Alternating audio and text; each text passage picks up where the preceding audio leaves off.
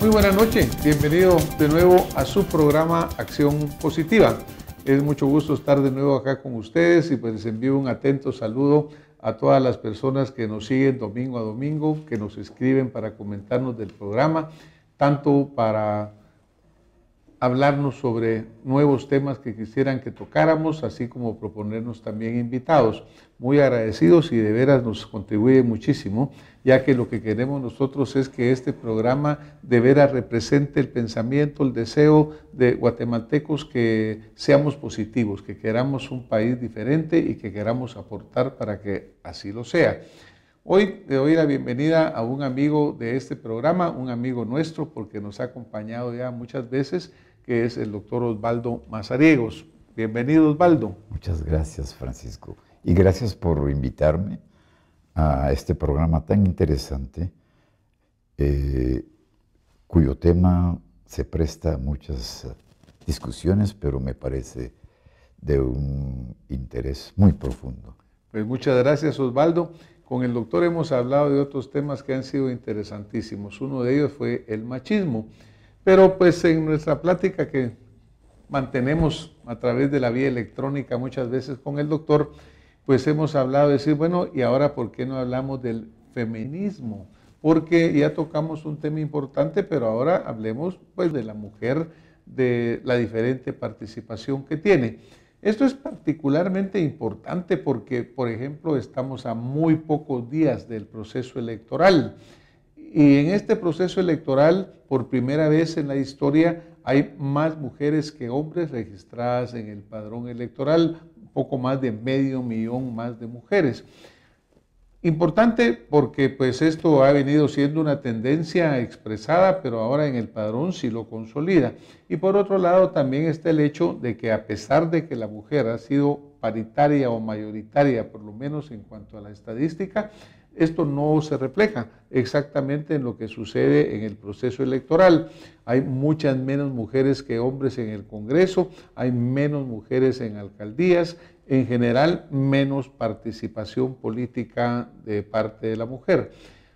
Siendo un segmento tan importante de la población en todo sentido, pues pensamos que era bueno hablar sobre el tema. Así que, Osvaldo, vamos a hablar sobre el feminismo. Pero tal vez definamos un poquito el término para empezar, ¿verdad? Porque cuando hablamos de machismo lo definimos, hoy definamos feminismo. Sí, es lo contrario del machismo, es decir, es la presencia de la mujer en su totalidad, con todos sus derechos, con todas sus aptitudes que son iguales y a veces superiores a las del hombre. Es una lucha que se explica porque la mujer ha sido desde la noche de los tiempos, desde hace muchísimos siglos, dominada por el hombre y se le ha prohibido todo, absolutamente todo. Ya Santa Catarina de Alejandría sufrió con un emperador egipcio, Magencius, y la condenó a muerte por haber osado protestar contra el autoritarismo de este sujeto. Y luego hay otras personas que han luchado ya en los años 40 después de Cristo, 140, y habían personas que luchaban, mujeres que protestaban y que trataban de mostrar su desacuerdo con esa esclavitud a la que fueron y han sido sistemáticamente sometidas. Entonces sí hay un proceso que se está desarrollando cada vez más. Tú hablabas de votaciones. La mujer en Guatemala comenzó a votar en 1944, un año antes del voto que se autorizó, se permitió a la mujer francesa, que fue en el 45. Y progresivamente ella ha ido tomando el lugar que le corresponde, pero su sufrimiento es evidente. Me recuerdo de la primera, que ya lo dijimos, la primera mujer que quiso estudiar medicina en Londres se disfrazó de hombre para poder entrar a la universidad. También menciono a Sor Juana Inés de la Cruz, la señorita Juana Asbate, que se disfrazó también de hombre para poder ir en México, nació en México, a la universidad. Y también la brillante señora María Curie, que con su marido Pierre Curie descubrieron el radio y el polonium. Ella huyó de Polonia, de Varsovia, porque no podía estudiar en su país. Y en Francia sí. Y fue la mejor estudiante en todos los años de física y de matemáticas que hizo. Y la primera profesora en 600 años de universidad de la Sorbona que dio clases. Entonces es interesante todo esto y se comprende bien cómo ella se ha ido liberando. Este término implica una liberación de la mujer en contra de lo que se le ha impuesto, yo diría sistemáticamente, en todas partes del mundo, no solamente en Guatemala, en México, en Europa, en los países árabes. Que aún permanecen. Es interesante el dato que tú señalas en el sentido de que en 1944, con el gobierno de la Revolución, el presidente Juan José Arévalo, y que abre a la nueva Constitución del 45, se aprueba el voto a la mujer. Tú te acuerdas que en Guatemala el voto primero era solo para los alfabetos, sí, hombres, luego se incluye a la mujer y luego se da el voto universal, ¿no? Pero también hemos de recordarnos pues esa participación femenina, porque el 15 de septiembre de 1821, incluyendo desde el 14 en la noche, se da un hecho sin el cual muchos dicen a lo mejor no hubiera pasado el movimiento de independencia, porque los hombres estaban timoratos y no se decidían. Pero una mujer en esa ocasión, doña Dolores Bedoya de Molina, según cuenta la historia, pues ella hizo la bulla, salió a las calles a animar a la gente, llevó cohetes a la plaza, llevó marimba para impulsar. Fue una protesta pacífica, así como la están haciendo pues millones de guatemaltecos o miles de guatemaltecos ahora. Ella hizo una demostración pacífica con otros ciudadanos y lograron que se animaran el 15 de septiembre. Sí. Pero ya una mujer ahí tuvo un rol muy importante de participación. Y siempre lo ha tenido, de una manera u otra. No es la primera vez ni la última. Se dice a menudo que detrás de un hombre brillante siempre hay una mujer. El caso de Juan José Arévalo con doña Elisa Martínez de Arévalo, el caso de Jacobo Arbenz con doña María Vilanova de Arbenz, el caso de el licenciado Benicio Cerezo con Aide Raquel Blandón, aquí en Guatemala. Y en muchas partes, el caso de Hillary Clinton o de Jacqueline Bouvier, después Jackie Kennedy.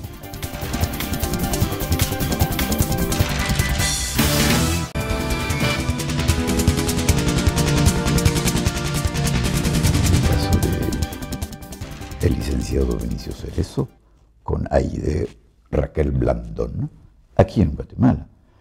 Y en muchas partes, el caso de Hillary Clinton o de Jacqueline Bouvier, después Jackie Kennedy, claro, que estaban presentes. O sea, mujeres que han participado muy al lado, que han tenido papeles.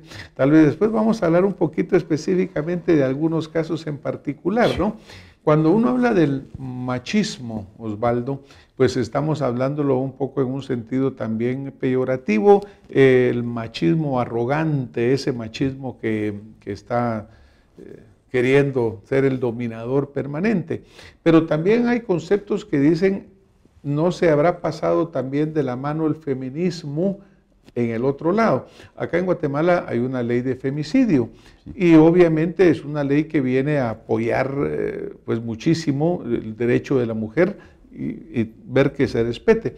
Pero habían controversias y algunos decían no se requiere una ley de femicidio, se requiere una ley que sea general para todos. Para hombres Y para mujeres, de aplicación igualitaria.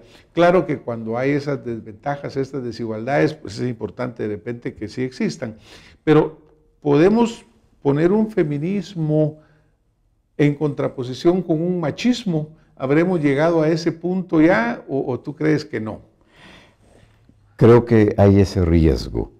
El ideal sería de respetarse mutuamente, porque si no se llega al extremo, es decir, es la mujer la que domina. Hay un libro inclusive que se llama El varón domado, de Esther Vilar, en la que ella preconiza lo contrario y se dice que el hombre es un esclavo de la mujer y que la mujer ha sido preparada desde niña para llevar ese papel de esclavizar al varón.